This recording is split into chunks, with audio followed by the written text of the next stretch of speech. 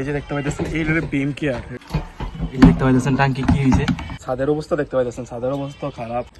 এই WhatsApp gas তো কী অবস্থা, আশা করি আপনারা সবাই ভালো আছেন। তো আজকে একটা নতুন ভিডিও নিয়ে আসলাম। তো এই যে দেখতে পাচ্ছেন ট্যাঙ্কি, আসলে ট্যাঙ্কির অবস্থা একবারে নাজেহাল অবস্থা। এই যে পানির অবস্থা, এই যে দেখতে পাচ্ছেন কী অবস্থা।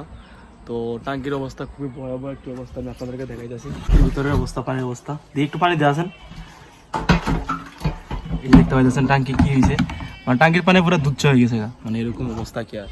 তো আমি আপনাদেরকে বলবো যে আপনারা সবসময় ট্যাঙ্কি পরিষ্কার রাখবেন। যদি ট্যাঙ্কি পরিষ্কার না রাখেন তাহলে কিন্তু দাও একজিমা এটা হতে পারে, শরীরের যে চামড়া আছে না, চামড়া নষ্ট হয়ে যেতে পারে।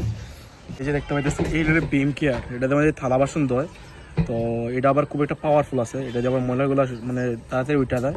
তো এটা নিছি, এটা দিয়ে এই যে বিমগুলো এখানে রাখা, এটাতে মুছি কি আর, এই 4-5টা মুছি।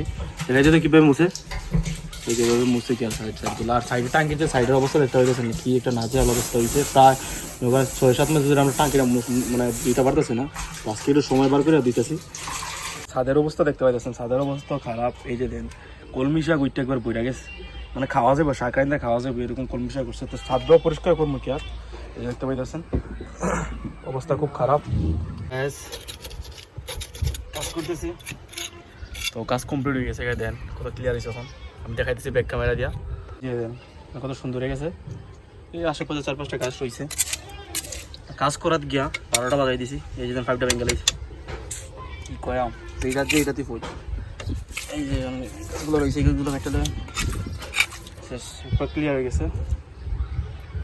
আমি বলবো যে আপনারা সবসময় ছাদ টাঙ্কি সবসময় পরিষ্কার রাখবেন, কারণ এগুলো আমাদের দরকার কি আছে। টাঙ্কিটা যেমন আমরা পানিতে গোসল করি, আসলে এটা পানিটা পরিষ্কার রাখা দরকার।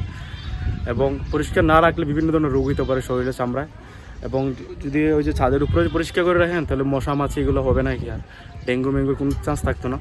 তো এতটুকু ভিডিও যদি আপনাদের ভালো লাগে থাকে তো অবশ্যই লাইক করবেন, সাবস্ক্রাইব করবেন, কমেন্ট করবেন। আসসালামু আলাইকুম।